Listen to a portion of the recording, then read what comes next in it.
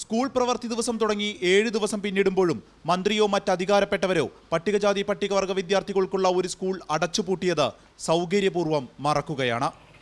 ഇവിടെ പഠിച്ചിരുന്ന 5 മുതൽ SLC വരെയുള്ള 110 കുട്ടികളോട് കാസർഗോഡ്, എറണാകുളം, തൃശൂർ മോഡൽ റെസിഡൻഷ്യൽ സ്കൂളുകളിൽ പഠിച്ചുകൊള്ളാനും പട്ടികജാതി വികസന വകുപ്പ് ഡയറക്ടറേറ്റ് ഉത്തരവിൽ പറയുന്നു. അഴിയൂർ സ്കൂളിലുണ്ടായിരുന്ന 30ഓളം വരുന്ന സ്റ്റാഫുകളെ വിവിധയിടങ്ങളിലേക്ക് മാറ്റി. ഇപ്പോൾ ആകെ പ്രവർത്തിക്കുന്നത് ഒരു ഓഫീസ് മാത്രമാണ്. ചില രക്ഷിതാക്കൾ ഇപ്പോഴും സ്കൂൾ അടച്ചുപൂട്ടിയത് അറിഞ്ഞിട്ടില്ലെന്നതാണ് വസ്തുത. PTA കലക്ടറെ കണ്ട് പരാതി അറിയിച്ചു. ഇവിടെ തന്നെ വേണം ഞങ്ങൾ, ഇത് ഫിറ്റ്നസ് ഇല്ലാത്ത ബിൽഡിംഗ് ആണ്.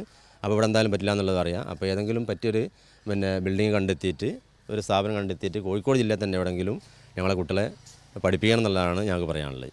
അതേസമയം സ്കൂൾ ജില്ലയിൽ വേണ്ടെന്ന നിലപാടിലാണ് ഡയറക്ടറേറ്റ് എന്നറിയുന്നു. അതായത് പുതിയ ഒരു കെട്ടിടം കിട്ടുന്ന മുറയ്ക്കോ മരുതാങ്കരയിൽ കെട്ടിടം പണി പൂർത്തിയാകുന്ന മുറയ്ക്കോ സ്കൂൾ തിരിച്ചു കൊണ്ടുവരുമെന്ന വാഗ്ദാനങ്ങളെല്ലാം ഏറെ വൈകുമെന്ന് ചുരുക്കം. രക്ഷിതാക്കളുടെ പ്രതിഷേധം ഭയന്ന് TC വാങ്ങാൻ പോലും സ്കൂളിലേക്ക് വരണ്ടെന്നും വെബ്സൈറ്റിൽ നോക്കിക്കൊള്ളാനുമാണ് അറിയിച്ചിരിക്കുന്നത്. വിപിൻ C. വിജയൻ, മാതൃഭൂമി ന്യൂസ്, വടകര.